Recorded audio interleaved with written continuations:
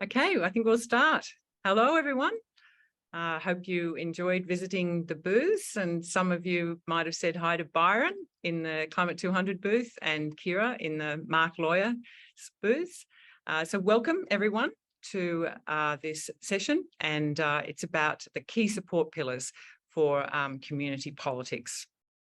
And our focus for the session is going to be on growing and supporting community organising and community campaigns. And we're going to drill down into what it takes and some of the things you need to do for a successful campaign. So our speakers have a wealth of experience and knowledge to share on that. And we're very, very grateful to them for joining us today. So with me, Anthony Reid. He's the Director of Populares, and Byron Fay is the CEO of Climate 200, and Kiera Peacock is partner at Marque Lawyers. Now, they all played a very significant role in the successful community independent campaigns, and we all know each other, and we've shared the campaign journey together, the highs and lows. It's been quite a ride, but such an exciting outcome, and in no small part thanks to their very hard work and their huge contributions. So I thank you all very much.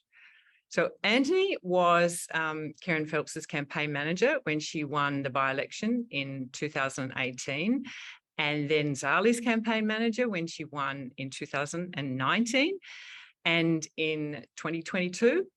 He worked across multiple winning campaigns. So he is on quite a winning streak. And Anthony always has his finger on the pulse. He's just giving invaluable advice, no nonsense, common sense, strategic advice. And I'm very excited he's going to share some of his wisdom with you all today. And similarly, Kiera worked across multiple campaigns. She was always there on the end of a phone at all hours. And there when we needed her, reassuring us, explaining the legal situation simply, and giving timely and invaluable advice. And Byron is the CEO of Climate 200, and they supported multiple campaigns and turbocharged the independent movement.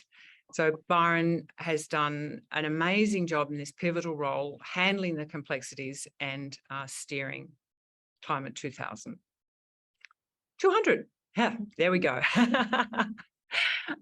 So I'm going to start off with asking the three of them to tell a little bit more about themselves and their organisation, and about their role in the election, and some of their key takeaways for the election, from the election, and what it takes to run a successful campaign.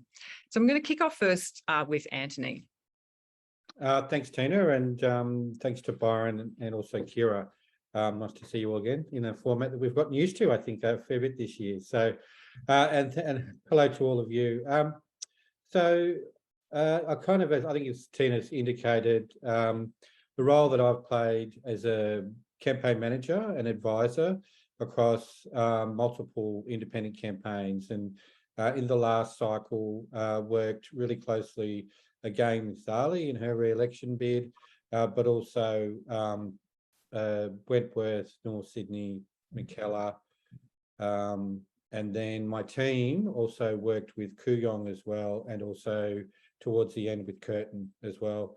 And I think I hope I haven't forgotten any more after that. So we had a really good opportunity to help what was a pretty phenomenal and amazing election campaign. And I just wanted to, firstly, as a kind of a way of an intro for myself, the role that I play and my team play, we obviously run a digital advertising agency, and we do what you would traditionally call advertising content, but also campaign strategy. So our role is just people who, or in particular, who bring my experience and the fact that I've worked on multiple campaigns to really make sure that those candidates and the campaign teams have access to make the best decisions about how they choose to implement their campaigns, and also have the benefit of experience of someone who's been there before to provide kind of, direction and counsel. Because you work operating in an environment where you are competing, obviously, with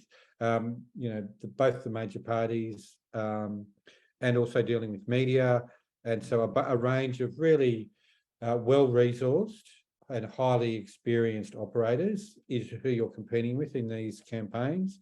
And the role that I've hoped to play, endeavour to play, is to level the playing field a bit in terms of experience and knowledge, and also advice. So, and also had the great pleasure during the campaign and then the lead up, to work with Byron and Simon on an informal basis around Climate 200, and also worked with the peak environment groups, Canna, as well, on their campaign. So, sorry, Tina, am I waiting to hand over to others to do intro, or doing the 6-minute intro now? No, you can tell us a little bit more. And Yeah. if you wouldn't mind, if you tell us some of the real key takeaways from the election and what it takes.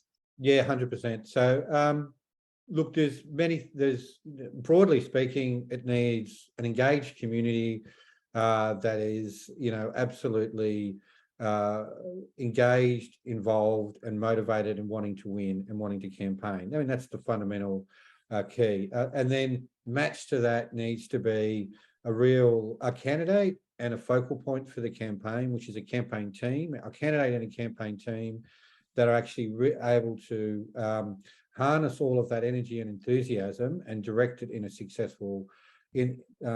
directed successfully. And that key to that is having the right strategy. So that means having really thought through long before you get into the campaign itself, the campaign proper, what's your plan to win? How do you identify what are in the case of election, you're going after votes, what are the key constituencies, communities within your electorate that are going to form the basis both of your primary votes, your number one votes, but also how you're going to deal with preferences, and how you're going to build a suite of policies and messages that are actually going to be able to put you in a winning position. And of course, the good thing that all good strategy needs to be based on a really thorough and detailed understanding of the electorate by a really smart research strategy. So in all of the campaigns we worked in, we did a whole range of research into the electorate, into the communities, to make sure that we had a really deep understanding of what are the issues, concerns, and what are they looking for in a member of parliament. So, pardon me. So great strategy, obviously linked to a really strong community effort, but also linked to good research done by professionals. So that's people like myself. It's like Cos Samaras, who works at Redbridge, who does polling. It's like Steve Kumar, who works at Retail Oasis, that does market segmentation work, and there are others that can help you in that. So the key to setting yourself up to win: right strategy, great community connection and involvement, and doing your research and getting your fundamentals right. And then finally, you need to drive that through a well-built, fit-for-purpose structure. And that's where Kiera can talk to you a bit more about this, but making sure you've got the right tools to do the job. So in each of these cases, we had organisations set up with really high-powered reference groups, provide input and advice to the campaign and the candidate. It also meant that we could be organised and bring on board professional support as well. So that, in a nutshell, they're the kind of key elements that we did in the last campaign. And finally, I guess my final observation about it all is if you stick to the plan well at the start and stick to the plan, then my absolute experience is that that's what brings success. And I think if anyone looks back at what happened this year, all those elements coming together, and obviously a great energy and drive from the community, really meant that we exceeded expectations on all campaigns. And all of that credit is due to obviously the communities, but also the great support that Climate 200 gave, Kiera gave, and others to make sure that all of that effort was well directed. Thanks, Anthony. Well, on that note, Byron, might turn to you now to talk some more about Climate 200's role in the election, and what you see as the key takeaways for a successful campaign. Great. Yeah, thanks, Tina. And awesome to be here. Just want to start by acknowledging I'm on Marque country in Darwin, and the elders past, present, and emerging. Also got to acknowledge the incredible role played by the Community Independence Project. So Tina, Kathy, the team at CIP, you've done incredible work. Our fellow panelists, Anthony, Kiera, wouldn't have happened like this without your amazing contributions early on. And of course, the C200 team, Simon Holmes-Court, who's already sent a message in the chat. Had an incredible vision in kicking off Climate 200 and enabling us to make the contribution we made to the outcome. We like to say with Climate 200, we're one cog in a very large wheels. There's an incredible community momentum out there that led to the results of 2022. And we played a part of that. And so I'll share some of my reflections on the role we played here. But firstly, I just want to say this conference, over a year ago, the first one was a massive moment for us at C200. Simon and I both attended, and it was at that moment we really saw the incredible community effort that was building around the inspiration that was being laid out by people like Kathy and Tina and others in around Sydney as well. So very excited about what's going to come out of this one, and I think I don't think we've seen the best of the community independence movement yet. I think it's still yet to come, and really excited to work with some of the incredible people here going forward to see how we can help this movement reach its full momentum. So Climate 200. So we're a community crowdfunding initiative supporting political candidates committed to three key pillars. First, a science-based response to the climate crisis. Secondly, restoring integrity to politics. And third, advancing gender equity.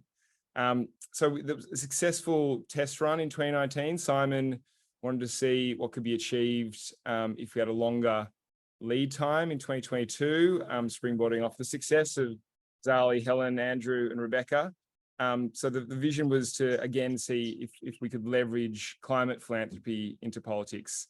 Simon had been quite frustrated with the lack of progress on a bunch of issues he and others had cared about, and so hypothesised that getting the right community candidates, individuals into Parliament to be the decision makers would actually make the difference. So we set out to raise some money to support these community campaigns that we're building. We aimed initially to raise $2 million from 200 donors, hence the name Climate 200. Often get asked that quite a bit. We went way past it, so ended up raising 13 million from 11,200 donors, and now ponder a name change. Doesn't have the same ring to it though, Climate 11,200. So donors from every single electorate, a third of them rural and regional. And that money that the community generously donated to Climate 200 enabled us to deliver 4 key capabilities that I'll outline. So the first was obviously donations to campaigns. As much as we wish it wasn't the case, money is key to running a successful election campaign. Palmer demonstrated that money alone is not sufficient, but the success of many of the independent campaigns showed that it is necessary, that they were well resourced, both from their own local fundraising and contributions from Climate 200. Our donations enabled these campaigns to in turn invest in critical capacities like digital advertising, like core flutes, merchandise, campaign staff, campaign events. But we were very clear we didn't want to be in by ourselves. So we started by matching what had already been raised locally and limiting our contribution to, in total to around half of what we thought was needed to get the job done. And for us, that was really important. There was some local enthusiasm demonstrated through local fundraising. The second thing was analytics. As Anthony's outlined, it's important to be data informed when it comes to developing political strategy. And so we at the start were very committed to having a robust polling program, worked with a number of different consultants to design that, including Cosmaris at Redbridge, who did an incredible job for us. And that in turn yielded some of the most accurate predictions in the election. 80% of our donations went to candidates that our analysis showed had the highest prospects of success. And then there was those candidates who ultimately got elected to Parliament, those 7. We also were very interested in the insights from focus group work. And so we did that throughout the piece. The third capability, campaign support. anyone who came past our stall would have talked to Nina, Barney, and the team there, who could provide some advice, a sort of help desk function, if you will. One of the groups out there that was helping, obviously SIP also providing some degree of support in that space as well. And very happy to talk more about the detail of how we can support it. Technology, has come up quite a bit. We did quite a work in the sort of tech stack area, which in turn enabled candidates to deploy volunteers, the hundreds and thousands of volunteers that came along.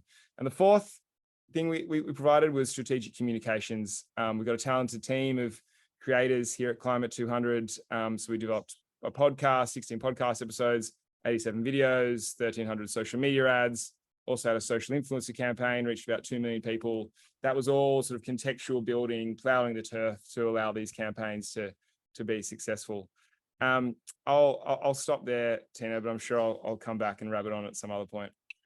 Indeed. Thank you, Byron. Yes, we'll come back and talk some more about those things in a minute, but I'll go to Kiera now. And Kiera, if you could tell us a little bit about what you do and what you did in the election and your role there. And then I guess your key takeaways about what it takes to have a successful campaign. Thanks, Tina. And it is quite a great point of reflection to be here with Anthony and Byron after a year or more of dreaming about what could have happened at the election, and then having those dreams, I think, well surpassed by what indeed happened. I'm coming from Gadigal land. So I'm a partner in commercial litigation and public law at Marque. The most frequently asked question I received is about our Twitter account, which is prolific. No, I don't operate it. I like to tell people it's a bot, because that annoys the person who actually does write them. But so we are a law firm which exists to use law as a force for social good, which we deploy across all our kind of areas of practice. We are a full service commercial law firm, but we've always had quite a strong social conscience. And for me, that has been a big part of my last 12 months in working with this community independence movement. I've always kind of worked with advocacy groups on their compliance, and then in the build up to the 2019 election, worked with some independents there, worked with Climate 200, and really saw the seedlings of the movement start to emerge. I've then, with my litigation experience, been involved in a couple of, the key electoral law challenges which have occurred. So I helped run for Oliver Yates a challenge to signs which were put up in the 2019 election, which were in purple and white, and told people to vote next to Liberal to cast a correct vote. So we ran a challenge there to help clarify the law on misleading or deceptive advertising in election campaigns. And then in this election, we worked with the amazing team in Kooyong and Monique Ryan in trying to get access to phone voting for people who've been disenfranchised by the rules which came in when they had COVID. So very much involved with the movement, have had many conversations with people looking to start out and at the voices phase, to running a candidate, to now post-election operations. So worked with a lot of the ultimately successful candidates. I think my key takeaway, kind of coming from the legal angle, is just to be prepared but not scared. Kind of the law that applies to elections can be a bit daunting, but it's completely surpassable, and what you're trying to achieve is so much bigger than getting hung up on those laws. So I think just the campaigns that did well, the ones that are conscious of the laws and very much looking to comply, but they're not scared of them, and but they have thought about it. So I think regardless of what stage of the movement you're at, just familiarizing yourself with what's out there, so that it doesn't come as a shock to you when it rears its head. I think that would be my kind of key takeaway on a purely legal front. I've got many other takeaways on broader issues. Thanks, Kiera. We might come and talk about that a little bit more. And I know when we chatted, we talked about the importance of not being intimidated and bullied by the legal side of things. But obviously, you do need to be careful. So let's come back to that in a moment. But if Anthony, if I could go back to you. When we look at what's been achieved, what really stands out is like the purposefulness, the focus, the unity of everyone involved. And I know when we chatted, you talked very much about keeping the end in mind and why we're doing this and the purpose. So could you talk a little bit more about that? Yeah, absolutely. So, you know, fundamentally, if you're working towards a campaign, which is kind of, you know, why I talked about having some good people around you who've been through it before, you got to kind of picture, get a picture in your head about what that campaign looks like, what are going to be the key issues, what are going to be the key elements of the campaign, and how, in your mind, you want to see that the campaign roll out during the election period. And that's really about making sure, and you know, that's not a complicated picture to imagine, because you've just seen it in the last election, right? It is lots of volunteers, it's a lot of community activism, it's a great message, it's a fantastic candidate, and it's a campaign that operates seamlessly around a really strong, clear offer to the community or to the electorate about what supporting your candidate is all about in terms of your values.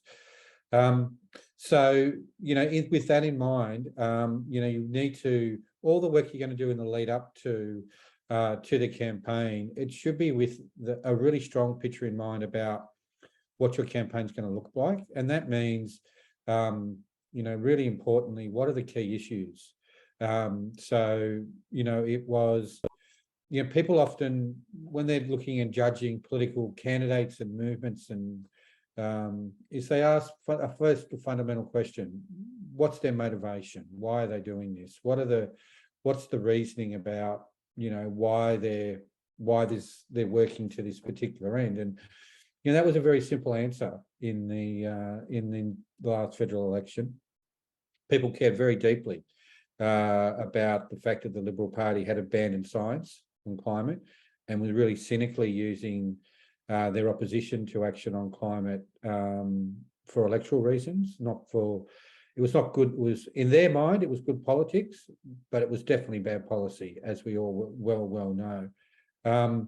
And so it was a very clear that, and then obviously, you know, which really tied into that really strong theme of not listening to your community, because that was the number one policy issue that people cared about in these communities that was being ignored by the incumbents. And you know, the real strength of what we did was make sure that people got a real choice about something they cared deeply about.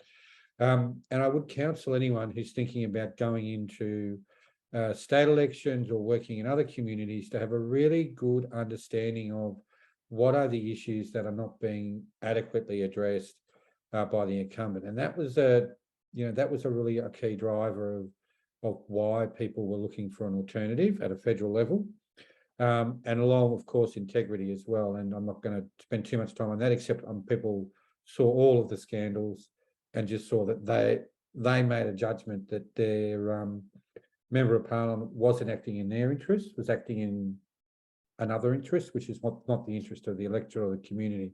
And so that issue, again, tied into that theme of not representing the community, but that, you know, those two things really drove people's disaffection with the incumbents.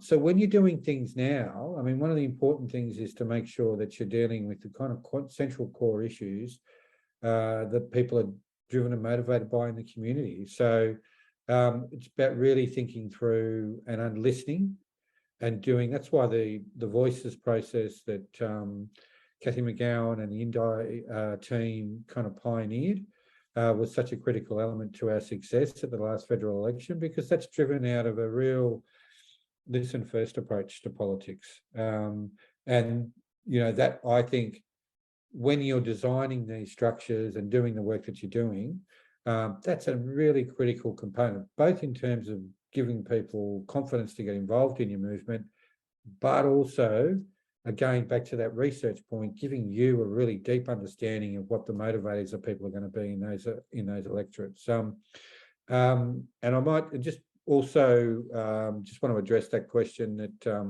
that Tina raised, which is a bit subsidiary, but I mean, Kiera might be able to give some more detail on this, and that is when you are taking on the status quo and taking on entrenched political institutions like the big parties, they will use legal threats, the media, and other big institutions to try and intimidate you out of you representing your community. And I really want to send a strong message. If you're prepared and you've got access to the right support, they are things you can engage with, and they should not deter you from being active. Essentially, it's a form of bullying. They're using their knowledge of the system and your lack of knowledge of the system to try and intimidate you out of getting active in your community. You know, all those nonsense stories you read about in the newspapers in the lead up to the last election about the Voices movements getting investigated by the AEC, it was all nonsense, right? It went nowhere. They were doing nothing wrong. And then, you know, as Kiera, who gave advice to many of the groups, will tell you, they were doing nothing wrong. So just it is worthwhile making sure you've got the right support so that you're not intimidated. And equally, I would say to you, the fact that a media organisation wants to, you know, take a dislike to you, don't let that discourage you, but get help and get professional advice to, you know, we were subject of a very rigorous campaign from News Limited. I don't think that's debatable. That's what happened. They were pretty keen to, you know, shine the light on the independence movement try and cast it in a fairly negative light, and the candidates themselves.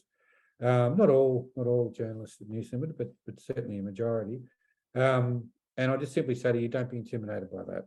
You know, they have a legitimate role in a democracy to put forward their point of view, but so do you.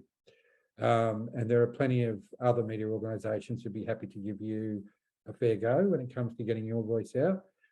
So, you know, reach out if you need support in that, but don't let any of those kind of big party tricks and that kind of institutional stuff stop you or prevent your community from going down this path.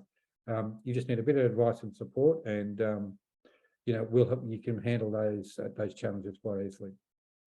Thanks, Andy. Well, we might go to Kiera then, and now we've started to talk about the legal side of things.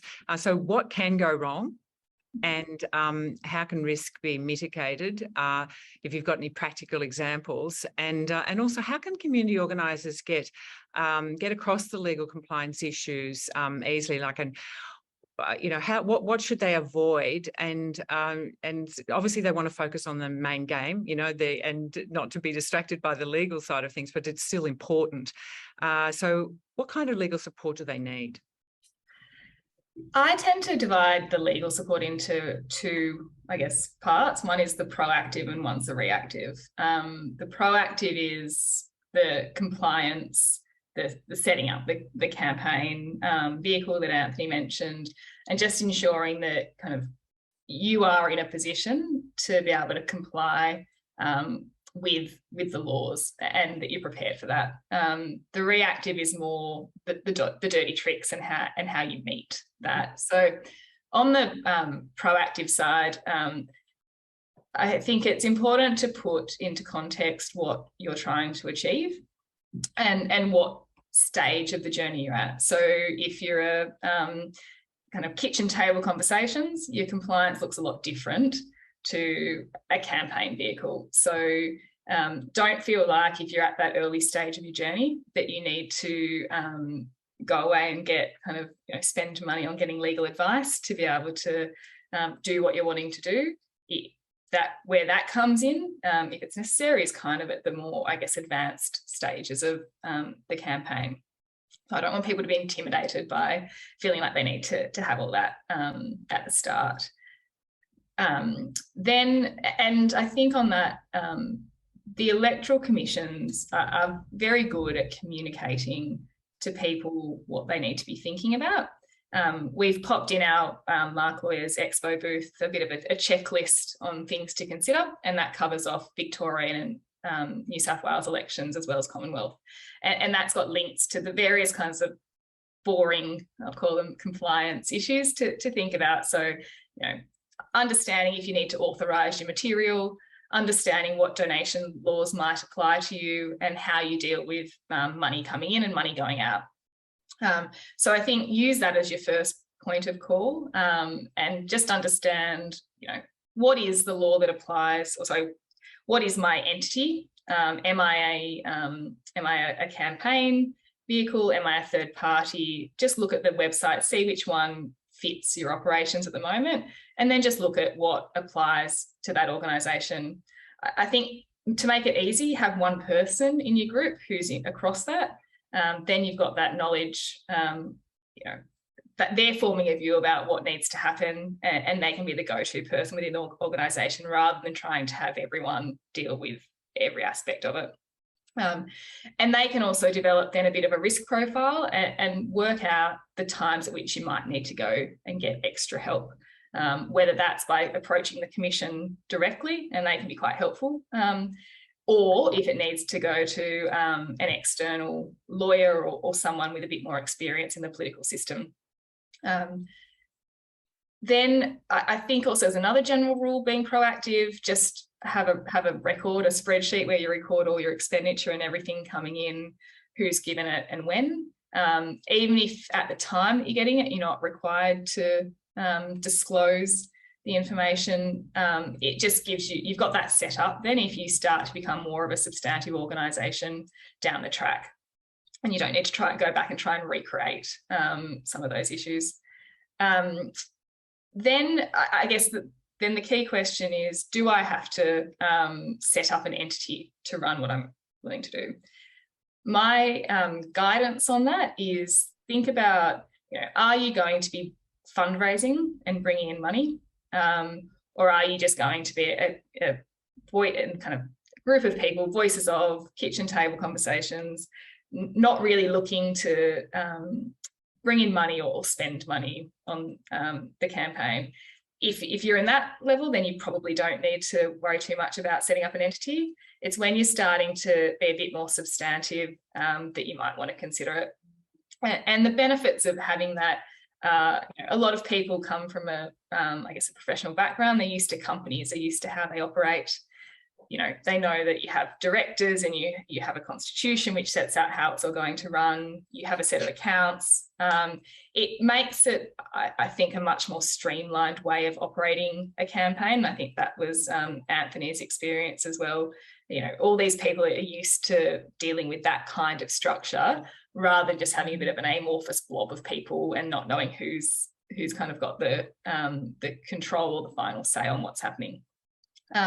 So that's where the point at which you might, when things start to get a bit more substantive, you might want to consider incorporating. The only thing at New South Wales and Victorian level, because of the way donation laws work, it's just worth considering exactly what your entity is going to be doing and whether it might be then inadvertently making donations to a candidate down the road, because that's a bit tricky. But I think don't get caught up in that at the moment, just something to flag kind of for later on. The other thing I think that does commonly arise, and I view as more of a proactive thing, is thinking about how you engage with your volunteers and how you engage with your public messaging. I think it's a good idea if you have volunteers on board to have a volunteer code of conduct. It makes sure everyone's on the same page. It also means that if something goes wrong because you are dealing with volunteers and they have minds of their own and people who you can't necessarily control or vet every action. Having a volunteer code of conduct means you've always got that kind of agreed set of principles and rules to come back to. And if something does go wrong, you can always point to that as, well, this was in breach of our code. And similarly, I think the other risk that does tend to arise is defamation. When you're putting messages out there about candidates or about people in your electorate. And again, not to get too caught up in it, but I think just making sure you're aware of who's got control of your social media accounts and that they're aware that if they're publishing something which has the ability to affect someone's reputation, that you're comfortable that it's true. And if you ask yourself that kind of quite simple question, you'll most of the time be safe. But it does, you know, that is a way that, like Anthony mentioned, some of the, I guess, dirty tactics that can be used. Defamation threats are a fairly common one. And that's because there's very little else that people can do in election campaigning to try and, I guess, have content removed or have it taken out. So, but I think come back to that, you know, is this true? Can I defend it? If so, low risk, and go ahead and publish it. If I can't defend it, then maybe think about whether or not you want that going out there under your name. So there's some of the proactive aspects of things. And then you've got the reactive, which is really dealing with the dirty tricks. I think, and it's also a slightly unfortunate one, but the higher you rise, the further you have to fall, and the more the subject of attacks you're likely to be. And Anthony's reference to the Voices Of movement is one. Tina, as you would know, Zali was as the kind of the OG, I think we call her. Yeah, the OG, you know, the media knew that if they could attack Zali, they were attacking the whole movement, and they were attacking all the other candidates or the other teals that were new in this electorate. So she certainly bore the brunt of a lot of that activity during the last election. I found, and the way that the media worked, it was obviously finding, you know, small things to make into much bigger issues than they needed to be. They were trawling through the voices of groups.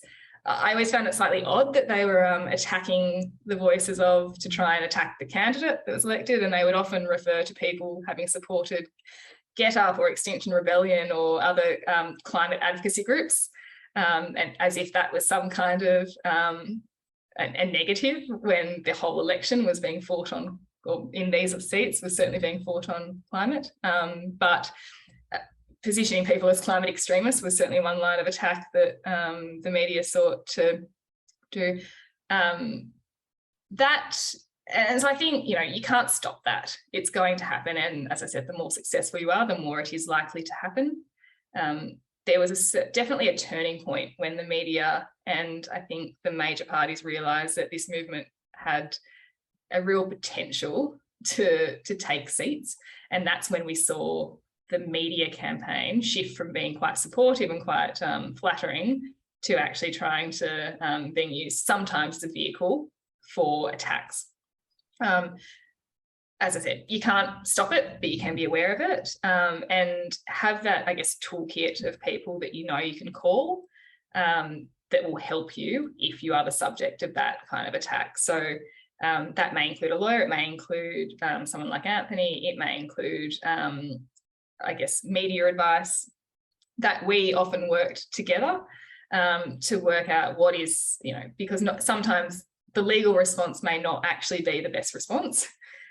So you need to work out what are you trying to achieve by this response, and what's the best way of achieving it? What kind of cut through is it getting? But I think I sometimes liken it to scuba diving, where I don't know how many people have tried scuba diving, but you do a course where you're basically just told what to do if things get wrong. You don't actually get told how to dive. And I think in the kind of reactive sense, you just want to have turned your mind to who you will go to if something goes wrong. You don't need to have a full plan, but you just got that there so that when it happens, you're ready and you're not stressing out too much about it, because it is stressful and it is shit. It's not a nice thing to be targeted, but there are plenty of people there to support you. And so it's just having that list of resources that you can check in with. Thanks, Kiera. Love the scuba diving analogy. So Byron, it was interesting, of course, during the campaign, we heard a lot about Climate 200 candidates, but let's look to the future, and what is Climate 200 planning? What have you got on offer for community groups organising? And if you could talk a little bit about the support that Climate 200 might give to the movement going forward over the next 3 years and beyond. Sure, Tina. And yeah, the Climate 200 candidates is always quite funny to us. Anyone who obviously worked in these campaigns knew very well they were well and truly the community's candidates and no one else's, and that was clear for all to see. So it was just an obvious bit of not understand the reality of the situation on the ground, which I think also explains why some of these campaigns were so successful. The opponents really didn't get it from the start. I'll make just a few points to the first initial question about what it takes to run a successful campaign, because I think that's a good entry point for this kind of what we're doing going forward. So to summarize it, first is start having conversations, just get involved. We've said before, this is a movement of professional beginners, first timers. So don't fret that you haven't had political experience. It's one of the things that makes the community independence movement so magical, is that people are normal. They haven't been involved in these kind of party machines for so long, for a long time, and they're coming to politics fresh, and that's a really great thing. So get involved. Don't be scared. Don't be turned off. And you've already heard on the call, there's lots of people here to kind of give you confidence to get engaged. Every campaign starts with one or two people having a conversation. So again, if there's only a few of you, still don't fret. Start where everyone else starts, with those initial conversations with the community, with people around you, and build from there. The second thing you need is fundraising. Like, it matters. I talked a bit about that, but it's a necessary thing in this context, for good or for ill. Third, voter contact is absolutely key. I think we saw with campaigns like that in Kooyong with Dr. Monique Ryan, they built an unbelievable voter contact program. They knocked on 55,000 doors, every knockable door in the electorate. And when it comes to taking on the treasurer, who's quite a popular guy across the country in many ways, if you want to understand how that was done, that direct voter contact work of having those conversations on the doors and on the phones was front and center to that. And then finally, fourth piece of advice is be data driven. Meet the electorate where it is rather than where you might wish it were. We often exist in bubbles, and we don't really have our finger on the pulse, no matter how much time we might spend at the pub talking to those that come through, of what the majority of the electorate thinks. And so don't be blinkered to the reality. Really try and do some work early to get a sense of what people actually think, and then try and design your strategy, your intervention based off that. So looking forward, as I said to the team on election night, it was a good test run. 2022 for Climate 200, nice proof of concept. Given what's been achieved, we have, it's fair to say, a growth mindset over the next 3 years. We want to be there to support the community independence movement to be as powerful and successful as it can be, a permanent feature of Australian democracy. And I think anyone who's watching the speeches or the interventions that were made by the new MPs and Senator last week in Parliament, you'll see why. Like, these are great people to get into Parliament, and we should be backing other true community leaders to do the same. And I'm sure it's the pathway to reviving our failing trust in government and politics, and improving the performance of the place. In 2025, we would love to see, obviously, the incumbent MPs and Senator re-elected with increased margins. Helen Haynes did a very good job of that this time around. But also, in addition, would like to see more communities find their voice through community leaders, have others join them. And also linked to that, we hope there's from a more diverse range of backgrounds as well. Of course, the cities are well represented, and no doubt that movement will continue to grow there, but also rural regional areas, multicultural communities. I think there's a lot of growth in the movement to happen there. But it's not up to us. It's actually up to you. It's the community that will decide ultimately whether this movement grows. So get in there, get involved. Also on the Climate 200 side, it's not up to me or Simon personally or the team, it's up to our donors. So we worked very hard to go broke week in, week out during the election. As our accountant said to us, it was a very bad business model, but we wanted to make sure we were getting as much support as we could possibly into the hands of those campaigns week in, week out. So our donors are obviously energized by what's happened, and many have expressed interest in continuing to go on the journey with us. If anyone on the call is interested in joining our family, then would enthusiastically encourage you to do that. Also want to thank any donors who are on the call. I met one this morning who was involved, and thank you so much for the support that you gave us, and it would not have been possible without you. So from the bottom of our hearts, thank you. I outlined some of the capabilities that we use to support campaigns in my intro: fundraising, campaign advice, tools to support voter engagement, volunteer management, and strategic comms. If you're a community group out there, or a group of individuals in a community that's looking to get something started, then we're keen to hear from you. Climate 200, we often like to say we don't back candidates, we back community campaigns. And so it's all about getting that community momentum building. So if you're in a mindset of doing that and figuring out what your community wants, as Anthony's talked very effectively about, trying to understand what they're about, or what they want, and seeing that through to political representation, then we'd love to hear from you. We are also open-minded to supporting values-aligned campaigns at the state level. Obviously, there's a Victorian election coming up in November, and then in March next year, the New South Wales state election.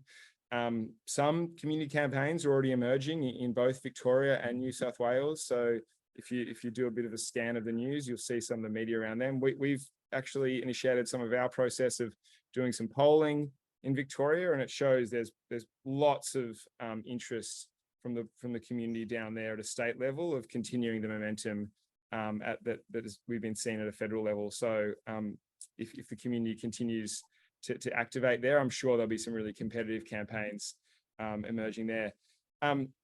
We also think basically replicating the success at the federal level is possible, but again, it comes down to donors, comes down to the community, and you all on this call. So we're here to help. Reach out to us if you need anything. Thanks so much, Byron. There have been some questions about the best tech tools to use, and look, we don't have time to go into that, but I know that Climate 200 is looking at that, and other people are as well. So I just say to the people that have been asking about that's a whole nother conversation, which we do need to have, and to share ideas about that. But one of the things I would like to ask you about before we do the final wrap is that we live in a digital world. And I'm sure we've all read that article that declared the internet won the election. So I just wondered if you could give us some advice to community organisers about engaging with people digitally, because it's such an important part. It was an important part of the campaign. It's going to be an important part of how we organise going forward. So maybe Anthony, if I do Anthony, and then Kiera, and Byron, just your brief thoughts on that. Yeah, thanks, Jenna. So look, I might leave Byron to deal with the kind of organising part of it, and I'll deal with the kind of message delivery, if you like. Why is internet and digital so important, so critical for the campaign? Fundamentally, you're trying to communicate, in the case of a federal electorate, to 100,000 people within a really confined geographical area. So you need to be able to really tightly target where you're spending your dollar to get your message, because it's absolutely vital that you can compete with the major parties in terms of, getting your message out to the community. So you really do need, so digital and outdoor are the two key elements of that kind of message delivery strategy, if you like, or advertising plan. Outdoor is obviously because it's physically situated within the geography of the electorate, so the people that live there will obviously get to see the advertising. But the other critical one that you need to be using is our digital platforms, and that's essentially, sounds complicated. It's really three main tools. It's Facebook, and your Facebook account manages your Instagram account. So Facebook and Instagram, they go together. Then you have what's called the Google network, and that's search. So when you type into Google search, you can effectively advertise on that. Google Display Network. So all those little ads you see on those newspaper sites, they can all be geo-targeted to your area, and then YouTube as well. That's the other, which is all, so Google search, display, and YouTube are all managed through the Google platform. So that's just 2 platforms you're managing. And then the third thing you need to be doing is what's called catch-up TV. And that's those ads that you see when you're on 7 Plus or on the Channel 9 additional channels. All of those can be geo-targeted by postcode, which means that you can deliver your video content and really compete with the big advertisers, but you can really smartly target that your message to your community. And so that's the message delivery or the advertising part of it. It's absolutely vital. And you can use those tools now if you want to try and get people involved in your activities as well.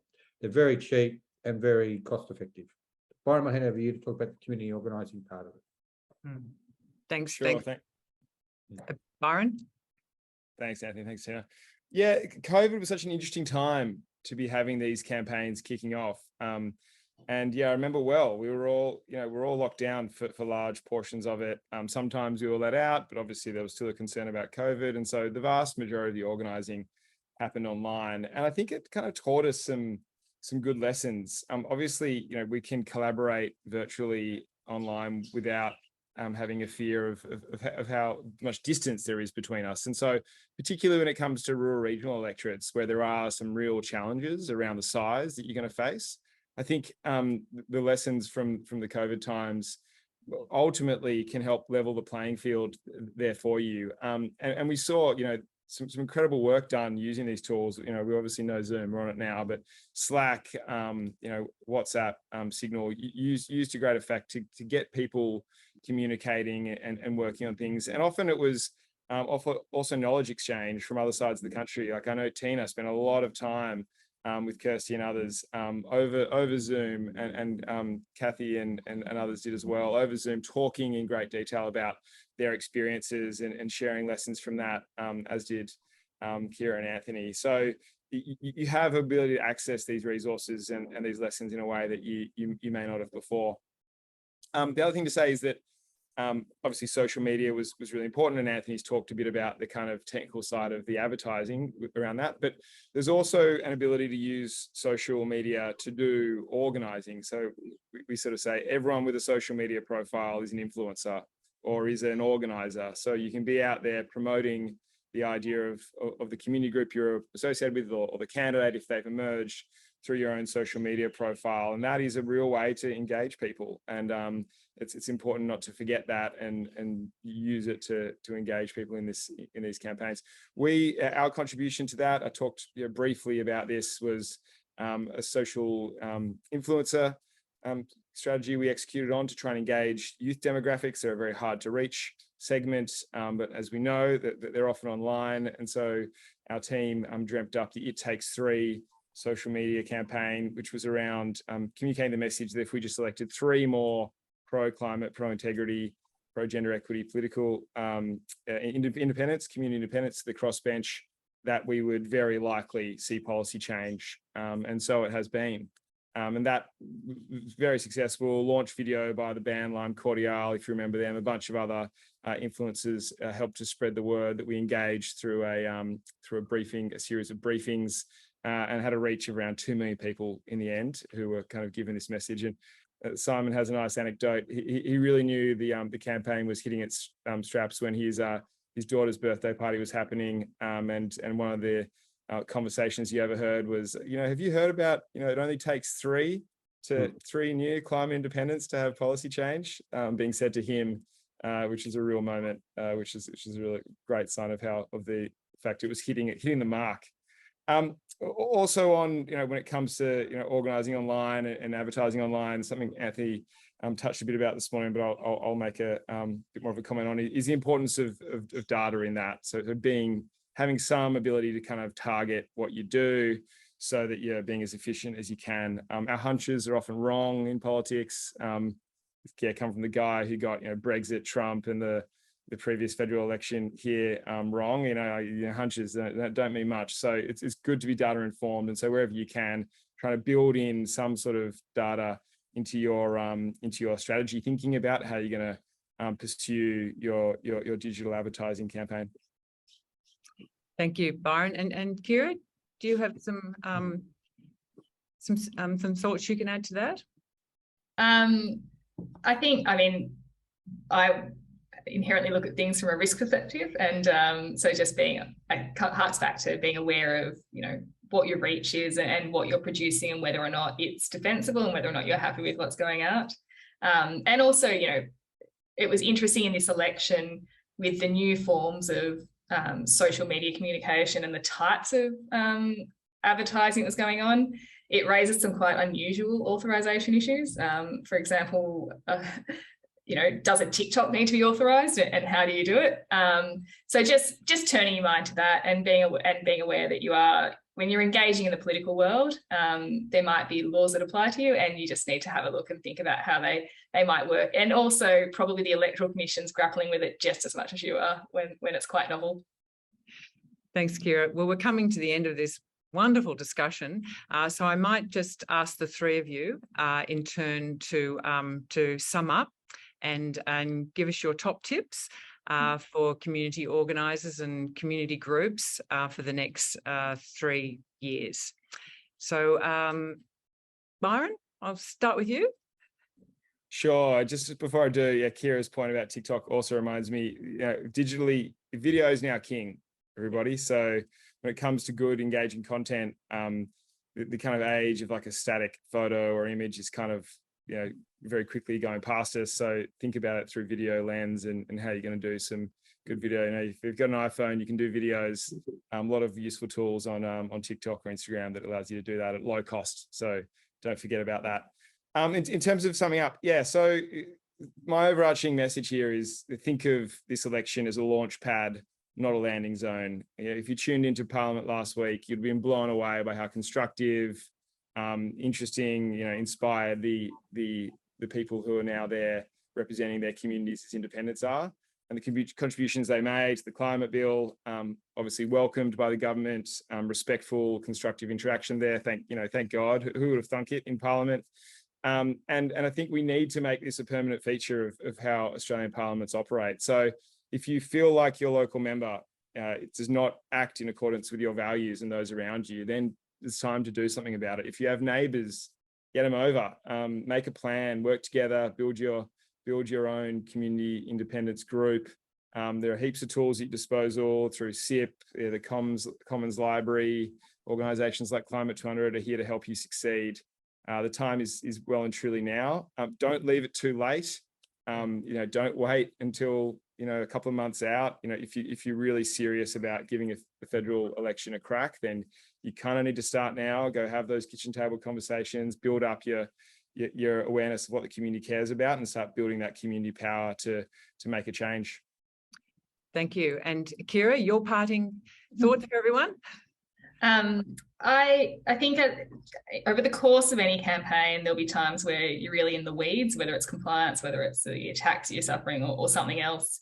And the lawyer in me says, try not to get daunted or caught up in that moment, because by what you're doing, you are contributing such an incredible gift to our democracy. You are, by running, even if you don't win, you are achieving change, and you are part of this movement which will improve the quality of our political system. And so I think having that at the back of your mind when things do get a bit tough or a bit too complex will help really, centre and bring you back to what you're trying to achieve here. Thank you so much, Kiera. I've got to say, I'm just loving all the thumbs ups and the hearts and the claps as we go. So, Auntie, in our final minute, I'll give you the final words and your top tips. Dream big, but keep your feet on the ground. Keep your head in the clouds. I mean, and really do mean that. Think about where you want to, where do you want to finish?